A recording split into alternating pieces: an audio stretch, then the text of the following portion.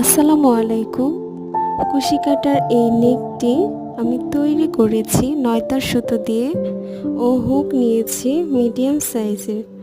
এই রকম আরও অনেক ভিডিও পেতে আমার চ্যানেলটিকে সাবস্ক্রাইব করে পাশেই থাকবেন। আল্লাহ হাফেজ।